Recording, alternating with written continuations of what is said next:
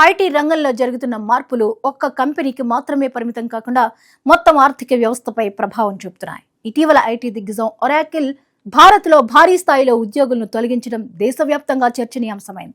దాదాపు 12,000 మందికి పైగా ఉద్యోగులు ఈ లే ఆఫ్స్ ప్రభావానికి గురయ్యారని సమాచారం.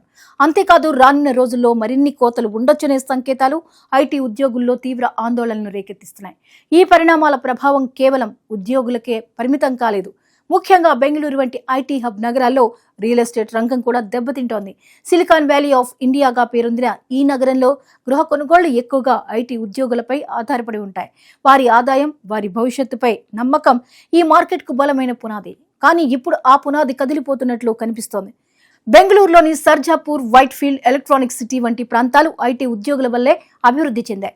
పెద్ద కంపెనీల్లో పనిచేసే టెక్కీలు ఇక్కడ భారీ విలువల అపార్ట్మెంట్లు కొనుగోలు చేయడం సర్వసాధారణం. కానీ ఇప్పుడు పరిస్థితి మారింది. ఉద్యోగ భద్రతపై అనిశ్చితి పెరగడంతో కొత్తగా ఇల్లు కొనాలనే నిర్ణయాన్ని చాలా మంది వాయిదా వేస్తున్నారు. ముఖ్యంగా ప్రీమియం లగ్జరీ హౌసింగ్ సెగ్మెంట్లో అమ్మకాలు మందగించే సూచనలు కనిపిస్తున్నాయి. ఈ మార్పుకు ప్రధాన కారణాల్లో ఒకటి ఏఐ ప్రభావం. ఐటీ కంపెనీలు తమ వ్యూహాలను మార్చుకుంటున్నాయి. ముందు మనుషులపై ఆధారపడిన పనులు ఇప్పుడు యంత్రాలతో చేయిస్తున్నారు. ఆటోమేషన్, మెషిన్ లెర్నింగ్ వంటి సాంకేతికతల వల్ల కంపెనీలు ఖర్చులను తగ్గించుకునే దిశగా అడుగులు వేస్తున్నాయి. దీనివల్ల ఉద్యోగ అవకాశాలు తగ్గిపోతున్నాయి. టెక్కీలు తమ భవిష్యత్తు గురించి స్పష్టత లేకుండా అయోమయంలో పడుతున్నారు. ఇప్పటికే ఇల్లు కొన్న వారి పరిస్థితి మరింత క్లిష్టంగా మారింది. నెలకు 2 లక్షల నుంచి 3 లక్షల జీతం వచ్చే ఉద్యోగులు ధైర్యంగా 1.5 నుంచి 2 కోట్ల వరకు విలువైన ప్లాట్లు బ్యాంక్ లోన్లతో కొనుగోలు చేశారు. అప్పటి వరకు అది సరైన నిర్ణయంగా అనిపించింది. కానీ ఇప్పుడు ఉద్యోగం కోల్పోవడంతో నెలకు ₹1,00,000 వరకు వచ్చే ఈఎంఐలు భారంగా మారాయి. కుటుంబాల ఆర్థిక పరిస్థితి ఒక్కసారిగా కుదేలవుతోంది. సెవరెన్స్ ప్యాకేజీగా కంపెనీలు ఇచ్చే డబ్బు కూడా ఎక్కువ కాలం సరిపోదు. అది కొన్ని నెలలు ఈఎంఐలు చెల్లించడానికి మాత్రమే ఉపయోగపడుతుంది. ఆ తర్వాత మరో ఉద్యోగం దొరకకపోతే పరిస్థితి మరింత కఠినంగా మారుతుంది. అప్పటి వరకు ఎంతో కష్టపడి కొన్న ఇల్లు అమ్ముకోవాల్సిన పరిస్థితి రావచ్చు.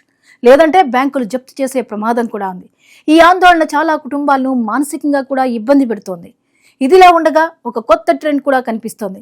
గతంలో ఐటీ ఉద్యోగం అంటే జీవితాంతం సేఫ్ అని భావించేవారు. కానీ ఇప్పుడు ఆ నమ్మకం క్రమంగా తగ్గుతోంది. అందుకే చాలా మంది టెక్కీలు సొంత ఇల్లు కొనడం కంటే అద్దె ఇళ్లలో ఉండడానికి మొగ్గు చూపుతున్నారు. దీనివల్ల రెంటల్ మార్కెట్ పెరుగుతుందని భావిస్తున్నారు. కానీ అదే సమయంలో రియల్ ఎస్టేట్ సేల్స్ మాత్రం తగ్గే అవకాశం ఉంది. ఈ మొత్తం పరిస్థితిని పరిశీలిస్తే ఇది కేవలం ఒక కంపెనీ లే ఆఫ్స్ ప్రభావం మాత్రమే కాదు. ఇది పెద్ద మార్పుకు సంకేతం.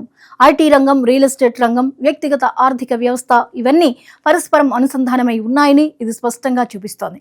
ఒక రంగంలో వచ్చిన మార్పు మరో రంగాన్ని ఎంతగా ప్రభావితం చేస్తుందో ఈ ఉదాహరణ తెలియజేస్తోంది. మొత్తానికి ఐటీ రంగంలో జరుగుతున్న ఈ పరిణామాలు టెక్కీల జీవితాలను